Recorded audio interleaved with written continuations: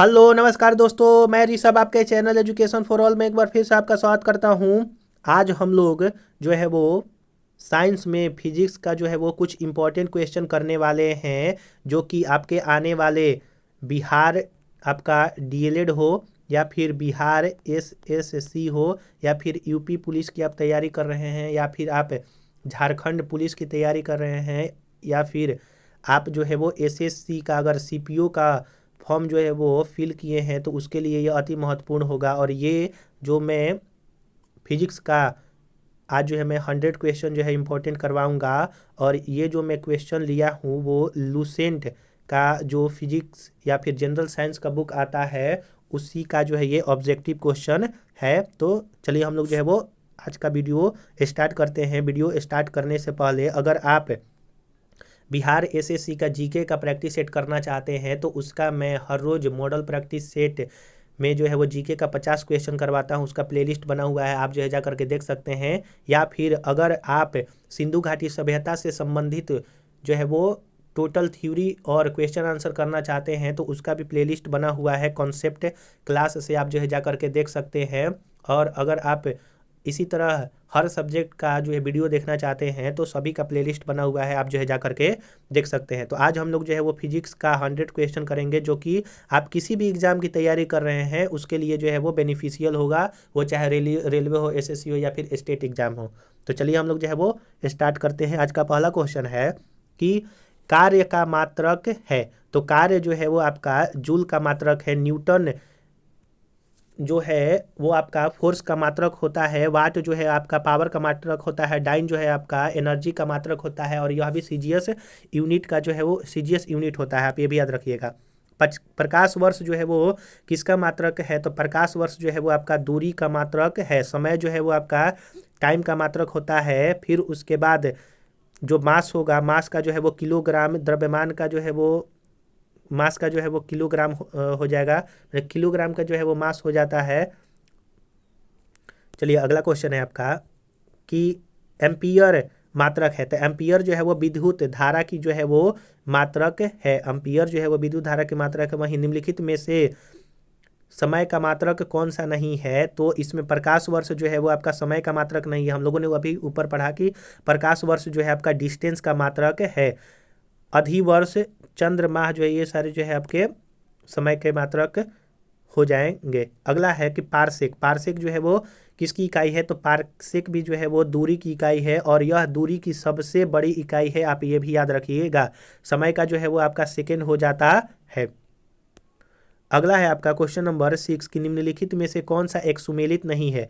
जो डेसिबल है ध्वनि की प्रबलता की माप करती है। अश्व शक्ति जो है वो शक्ति का इकाई है, जिसको इंग्लिश में हॉर्स पावर कहते हैं।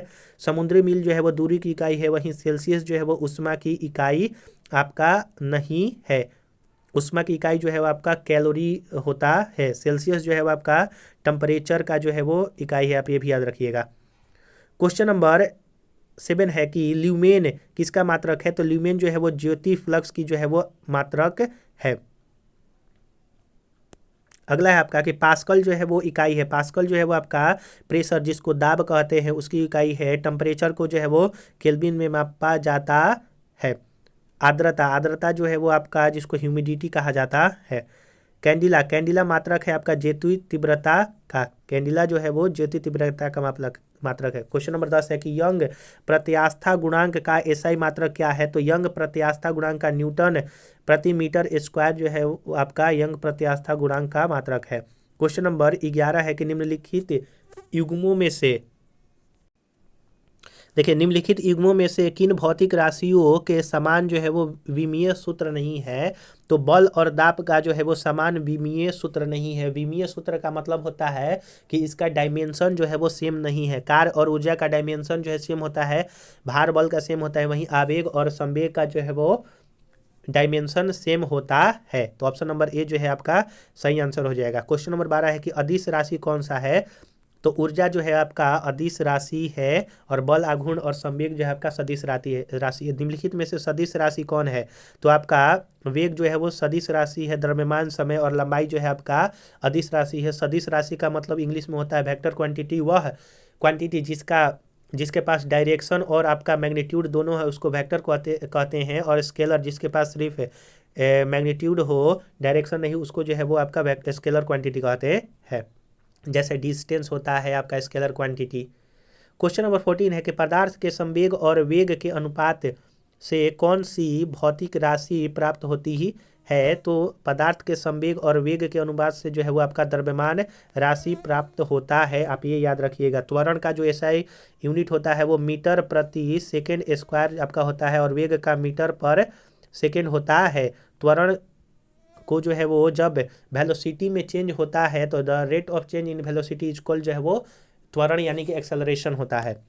क्वेश्चन नंबर 15 है कि शून्य में स्वतंत्र रूप से गिरने वाली वस्तुओं की जो है वो समान त्वरण होती है यानी कि सेम एक्सेलरेशन होता है।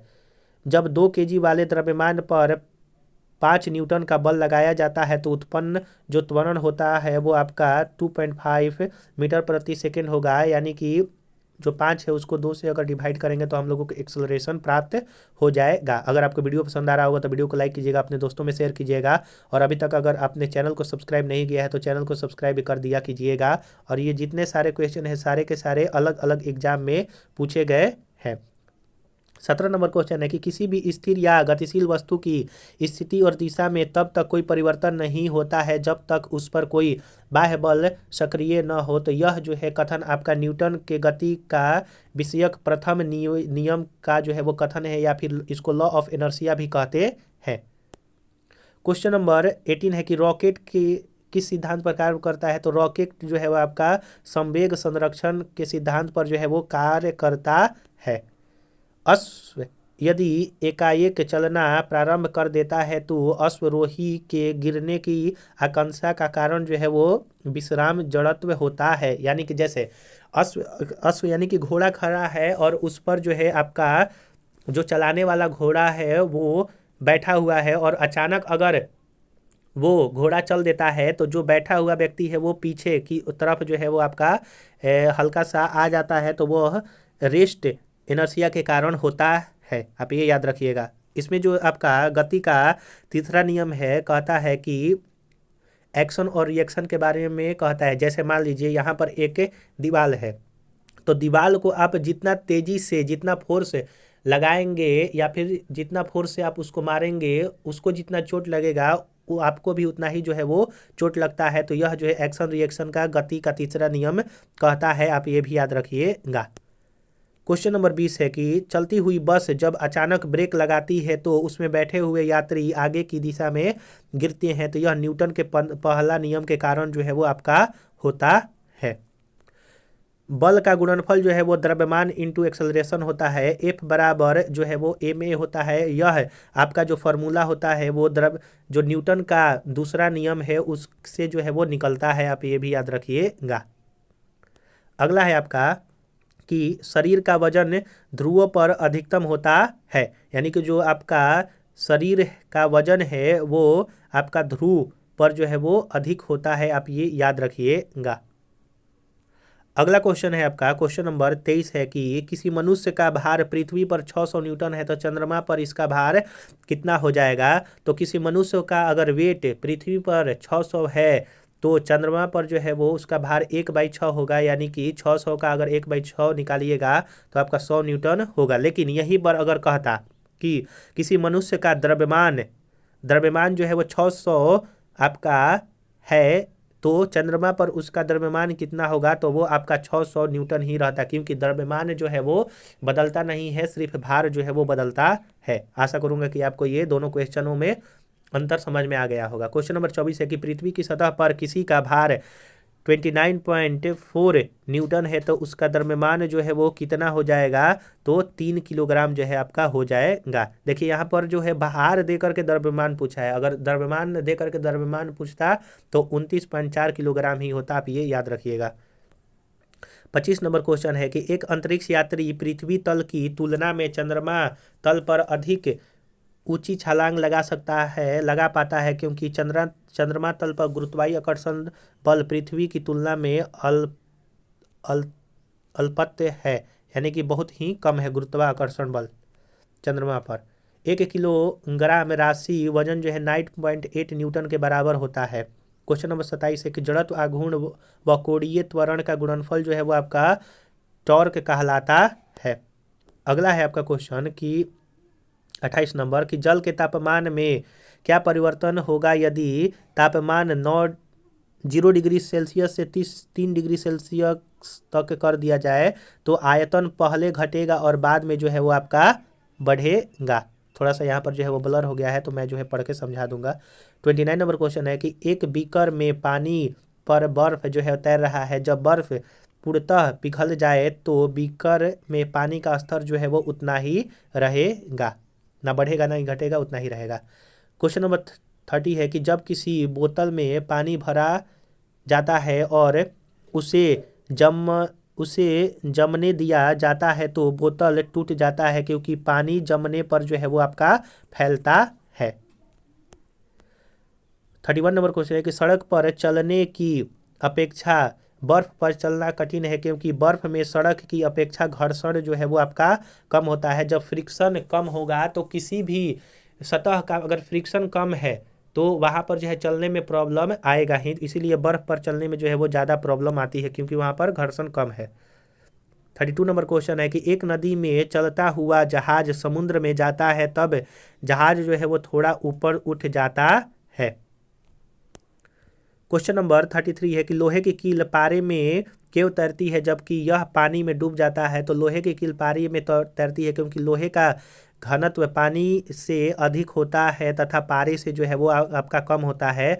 तो पानी के घनत्व से जो है लोहे का घनत्व ज़्यादा होता है इसलिए डूब जाता है, और आपका जो आपका पारे का घनत्व है वो आपका कील के घनत्व से ज़्यादा होता है इसलिए वो तैरते रहता है कील। पानी का घनत्व अधिकतम जो है वो 4 डिग्री सेल्सियस पर होता है, और यह क्वेश्चन जो है न जाने कितने बार कितने एग्जामों में पूछ लिया गया है।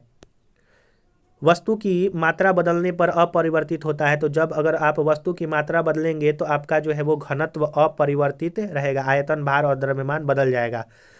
समुद्र में प्लवन करते आइस बार का कितना भाग समुद्र की सतह के ऊपर रहता है। तो अगर समुद्र में कोई जो है वो आइस बर्ग है वो तैर रहा है तो उसका 1/10 भाग जो है वो समुद्र के तल के ऊपर रहता है और आपका 9/10 भाग जो है वो नीचे रहता है।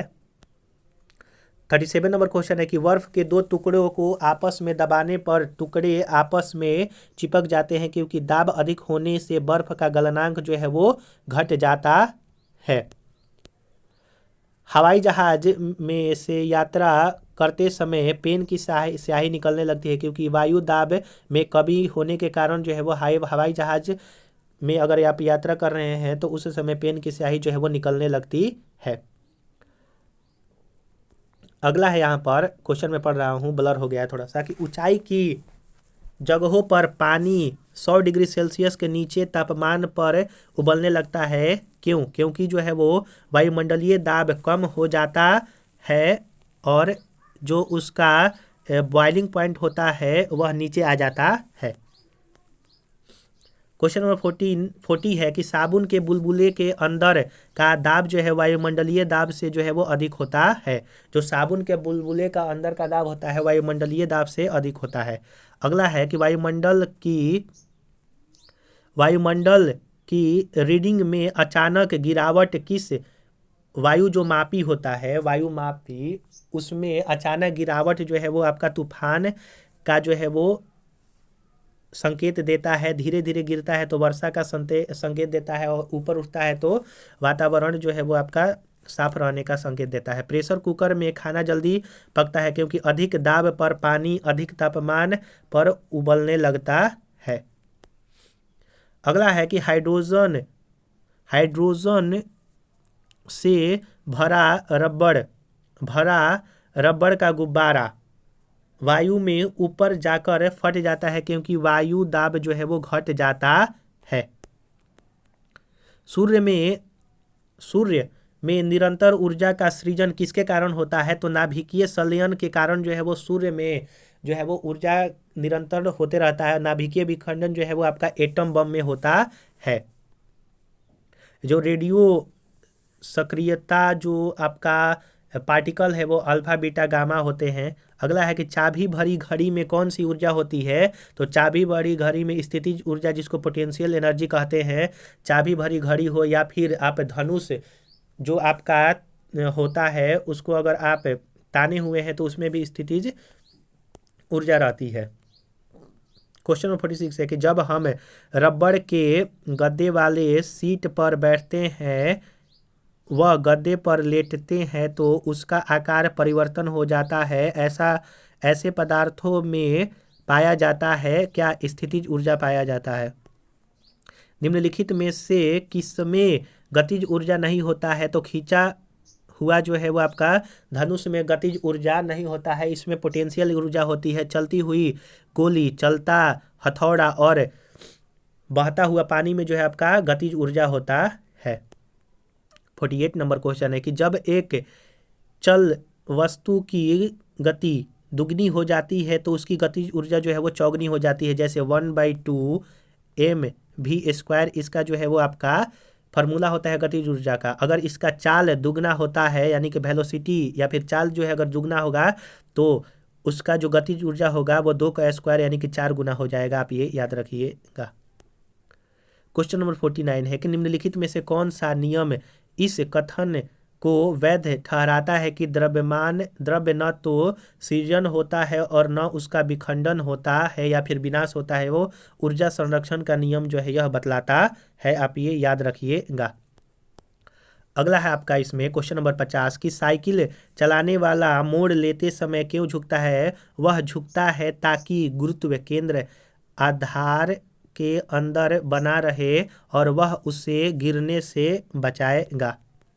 अगला है आपका इसमें कि दूध से क्रीम निकालना में कौन सा बल होता है? तो दूध से क्रीम निकालने में जो है अपकेंद्रीय बल होता है, या फिर अगर आप वॉशिंग मशीन चलाते हैं उसमें भी अपकेंद्रीय बल होता है। अपकेंद्रीय यानी कि केंद्र के बाहर जो बल लगता है अपकेंद्रीय, अभिकेंद्रीय जो कि केंद्र के अंदर बल लगता है उसको अभिकेंद्रीय बल कहते हैं। क्वेश्चन नंबर 52 है कि जब एक पत्थर को चांद की सतह से पृथ्वी पर लाया जाता है तो इसका भार जो है वो बदल जाएगा परंतु द्रव्यमान जो है वो नहीं बदल जाएगा। ये जो है मैंने पीछे भी बतलाया था। 53 नंबर क्वेश्चन है कि किसी लिफ्ट में बैठे हुए व्यक्ति को अपना भार कब अधिक मालूम होता है? तो जब लिफ्ट त्वरित गति से ऊपर जाती है तब भार जो है वो मालूम होता है ज़्यादा, लेकिन जब लिफ्ट त्वरित गति से नीचे आती है तो भार जो है वो आपका कम लगता है।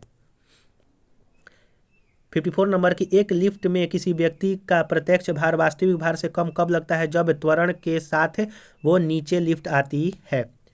55 नंबर क्वेश्चन है कि पृथ्वी के गुरुत्वाकर्षण का कितना भाग चंद्रमा के गुरुत्वाकर्षण के सबसे नज़दीक है? तो 1/6 भाग। लोलक की टाइम पीरियड कितनी होती है? तो लंबाई के ऊपर जो है वो आपका लोलक की टाइम पीरियड जो है वो निर्भर करता है। लोलक घड़ी गर्मियों में क्यों सुस्त पड़ जाती है? क्योंकि लोलक घड़ी की लंबाई बढ़ जाती है जिससे इसकी दोलन में जो लगा समय वह बढ़ जाता है, और ठंडा में यह जो है लोलक की जो लंबाई होती है घट जाती है, इसी के कारण ठंडा का दिन जो है वो छोटा होता है। किसी सरल लोलक की लंबाई 4% बढ़ा दिया जाता है तो उसका आवर्तकाल जो है वो 2% बढ़ जाएगा। टाइम पीरियड जो होता है आपका 2π√L जो है वो जी होता है। अगर ये 4% बढ़ रहा है तो यह 2% जो है वो टाइम पीरियड बढ़ जाएगा। आप ये भी याद रखिएगा। पार्श्व विकृति तथा अनुदैर्ध्य विकृति का अनुपात जो है वो पॉइस अनुपात कहलाता है। वर्षा की बूंद गोलाकार होती है सतही तनाव के कारण। अगला है क्वेश्चन आपका 61 नंबर की तेल द्वीप की बत्ती में तेल कोशिका क्रिया के कारण जो है वो आपका ऊपर चढ़ती है। श्यानता की इकाई जो है वो पॉइस है। श्यानता की इकाई पॉइस है। उत्प्लावन के सिद्धांत किस वैज्ञानिक ने दिया था? तो आर्किमिडीज ने दिया था। महान वैज्ञानिक आर्किमिडीज जो है वो ग्रीस से संबंधित है। और ये देखिए सारे के सारे क्वेश्चन जो है वो अलग अलग एग्जाम में पूछे गए हैं, तो आप इसको अच्छी तरह से रिवाइज कर लीजिएगा। ध्वनि तरंगों की प्रकृति कैसी होती है? तो अनुदैर्ध्य तरंग जो है वो ध्वनि तरंग होती है, वहीं अनुप्रस्थ जो है प्रकाश जो लाइट होता है वो अनुप्रस्थ तरंग होता है। अपने उड़ान पथ में अवरोधों की पहचान के लिए चमगादड़ निम्नलिखित में से कौन सी तरंग का उपयोग करते हैं? तो परासर्व तरंग का प्रयोग करते हैं। परासर्ब तरंग वे ध्वनियाँ होती है जिनकी आवृत्ति 20,000 हर्ट्ज से अधिक होती है। ध्वनि तरंग जो है वो लंबवत होती है। ध्वनि तरंग जो है वो लंबवत होती है। अगला है 69 नंबर कि श्रव्य परिसर में ध्वनि तरंगों की आवृत्ति क्या होती है। तो जो सुनने वाला जो ऑडिबल साउंड होता है उसका 20 हर्ट्ज से 20,000 हर्ट्ज तक होता है, जो कि मानव सुन सकता है। क्वेश्चन नंबर 70 है कि वायु में ध्वनि की चाल 332 मीटर प्रति सेकेंड होती है। यदि दाब बढ़ाकर दुगना कर दिया जाए तो ध्वनि की चाल जो है वो 332 मीटर प्रति सेकेंड ही होता है। यानी कि इससे मालूम चलता है कि जो वायु में ध्वनि की चाल होती है वो दाब पर निर्भर नहीं करता है। ध्वनि की चाल अधिकतम जो है वो आपका इस्पात यानी कि स्टील में होता है। ऑप्शन के हिसाब से वायु में ध्वनि का वेग जो है वो 332 मीटर पर सेकेंड है। 73 नंबर क्वेश्चन है कि 100 डेसिबल का शोर स्तर निम्नलिखित में से किसके संगत होता है। तो किसी मशीन की दुकान से आने वाले शोरगुल के बराबर होता है। 74 नंबर क्वेश्चन है कि यदि सितार और बांसुरी पर एक ही स्वर बजाया जाए तो उत्पन्न ध्वनि का भेद निम्नलिखित में अंतर के कारण किया जा सकता है। तो केवल ध्वनि गुणवत्ता के कारण ही, अगर सितार और बांसुरी एक साथ बज रहा है तो उसमें जो है सिर्फ केवल ध्वनि गुणवत्ता के कारण ही हम लोग अंतर मालूम कर सकते हैं। 75 नंबर क्वेश्चन है कि एक जेट वायुयान 2 मैक के वेग से हवा में उड़ रहा है। जब ध्वनि का वेग 332 मीटर पर सेकेंड होगा तो वायुयान की चाल जो है वो आपका 664 मीटर पर सेकेंड हो जाएगा। डेसिबल इकाई का प्रयोग जो है वो ध्वनि की तीव्रता की मापने के लिए हम लोग करते हैं। ध्वनि तरंग किसके कारण प्रतिध्वनि यानी कि इको उत्पन्न करता है। तो आपका परिवर्तन के कारण जो है वो इको उत्पन्न होता है। सोनार अधिकांश प्रयोग होता है नौ चालकों द्वारा जो है वो आपका प्रयोग होता है। 79 नंबर क्वेश्चन है कि किस ध्वनि स्रोत की आवृत्ति में होने वाले उतार चढ़ाव को कहते हैं। तो डॉपलर प्रभाव उसको कहते हैं। पास आती हुई रेलगाड़ी की सीटी की आवृत्ति या तीक्ष्णता बढ़ती जाती है, ऐसा किस परिघटना के कारण होता है। तो डॉपलर प्रभाव के कारण होता है। क्वेश्चन नंबर आपका 81 है कि केल्विन मानव से मानव शरीर का तापमान जो है वो 310 होता है। कितने तापमान पर पाठ्यक्रम सेल्सियस और फ़ारेनहाइट जो है बराबर होता है। तो -40 डिग्री पर जो है वो सेल्सियस और फ़ारेनहाइट जो है वो बराबर होता है। और ये क्वेश्चन हर एग्जाम में जो है वो पूछा ही जाता है। आप किसी भी एग्जाम का प्रीवियस ईयर अगर क्वेश्चन पेपर लेंगे तो उसमें ये क्वेश्चन रहेगा ही साइंस में। न्यूनतम संभव जो ताप होता है सबसे कम एब्सोल्यूट जिसको 0 कहते हैं टेम्परेचर, वो -273 डिग्री सेल्सियस होता है। इससे नीचे कोई भी टेम्परेचर अब नहीं होता है। किसी मनुष्य के शरीर में सामान्यतः टेम्परेचर 98 डिग्री फ़ारेनहाइट होता है, 37 डिग्री सेल्सियस होता है और आपका 310 जो है वो केल्विन होता है। आप ये याद रखिएगा सामान्य टेम्परेचर। एक स्वस्थ मनुष्य का शरीर का टेम्परेचर 37 डिग्री सेल्सियस होता है। 86 नंबर क्वेश्चन है कि ठंड के दिनों में लोहे के जो गुटके और लकड़ी के गुटके को प्रातः काल में छूते हैं तो लोहे का गुटका ज़्यादा ठंडा होता है, क्योंकि लकड़ी की तुलना में लोहा ऊष्मा का अच्छा चालक होता है। जो अच्छा चालक होता है वहीं अच्छा उत्सर्जक भी होता है, आप ये भी याद रखिएगा। 87 नंबर क्वेश्चन है कि आणविक के संचलन के द्वारा ऊष्मा का संचरण क्या कहलाता है। तो संवहन कहलाता है। निम्नलिखित द्रव्यों में से कौन सा ऊष्मा का बहुत अच्छा चालक है। तो पारा जो है वो आपका बहुत अच्छा चालक है। अगला क्वेश्चन 89 नंबर की समान मोटाई के कपड़े की 2 परतें उसके दोगुने मोटाई के कपड़े के परतों से अधिक ऊष्मा आवरण प्रदान करता है। इसका कारण जो है वो आपका क्या है। तो इसका कारण होता है कि दोनों परतों के बीच जो संपुष्टित वायु के कारण, यानी कि जो दो पतले आपके चद्दर होते हैं उसके बीच में जो आपका हवा प्रवेश करता है वह जो है क्या करता है कि गर्म हो जाता है। तो गर्म हो जाता है जब, तो वो सबसे ज़्यादा जो है वो गर्मी का एहसास देता है एक मोटे कंबल या फिर कंबल के द्वारा। 90 नंबर क्वेश्चन है कि ग्रीष्मकाल में हमें सफ़ेद वस्त्र धारण करने की सलाह दी जाती है क्योंकि सफ़ेद वस्त्र ताप का कम अवशोषण करता है। अगला है कि न्यून तापमान का अनुप्रयोग जो है वो अंतरिक्ष यात्रा, चुंबकीय प्रोत्थापन एवं दूर मिति में जो है वो किया जाता है। 92 नंबर क्वेश्चन है कि तेज हवा वाली रात्रि में ओस नहीं बनती है क्योंकि वाष्पीकरण की दर जो है वो तेज हो जाती है। यानी कि जब भी आपका हवा तेज होता है रात में तो उस समय जो है वो ओस नहीं बनता है क्योंकि वाष्पीकरण का जो दर होता है वो तेज हो जाता है। ठोस कपूर से कपूर वाष्प बनता है, यह आपका ऊर्ध्वपातन जिसको इंग्लिश में सब्लिमेशन कहते हैं कि ठोस से डायरेक्ट गैस में बदलना आपका ऊर्ध्वपातन कहलाता है। मनुष्य आर्द्रता से परेशान महसूस करता है, इसका निम्नलिखित में से उपयुक्त कारण है कि पसीना का आर्द्रता के कारण वाष्पित नहीं होना। यानी कि जब आर्द्रता होती है तो उस समय पसीना जो है वो वाष्पित नहीं होता है, इसीलिए आर्द्रता में मनुष्य जो है वो ज़्यादा परेशान होते हैं। 95 नंबर क्वेश्चन है कि किसी द्रव्य का उसके क्वथनांक से पूर्व उसके वाष्प में बदलने की प्रक्रिया को वाष्पीकरण कहते हैं। पहाड़ों पर पानी निम्नलिखित में से तापमान पर उबलने लगता है तो 100 डिग्री सेल्सियस से कम टेम्परेचर पर पहाड़ों पर पानी जो है वो उबलने लगता है। 97 नंबर क्वेश्चन है कि भाप से हाथ अधिक जलता है अपेक्षाकृत उबलते जल से क्योंकि भाप में गुप्त ऊष्मा अधिक होती है। 98 नंबर क्वेश्चन है कि ऊष्मागतिकी का प्रथम नियम किस अवधारणा की पुष्टि करता है तो ऊर्जा संरक्षण के बारे में। जो थर्मोडायनेमिक्स का प्रथम नियम जो है ऊर्जा संरक्षण के बारे में बतलाता है। 99 नंबर क्वेश्चन है कि प्रकाश तरंग किस प्रकार का तरंग है तो अनुप्रस्थ तरंग है। अनुदैर्ध्य तरंग साउंड वेव है।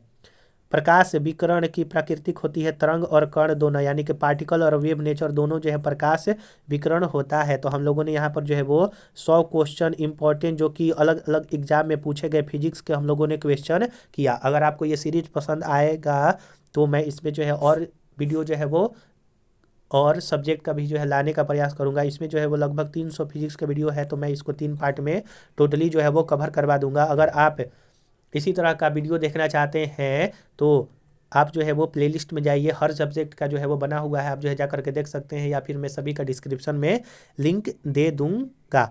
अगर आपको ये वीडियो पसंद आया होगा तो वीडियो को लाइक कीजिएगा, अपने दोस्तों में शेयर कीजिएगा। अभी तक चैनल को सब्सक्राइब नहीं किए हैं तो चैनल को सब्सक्राइब भी कर दिया कीजिएगा।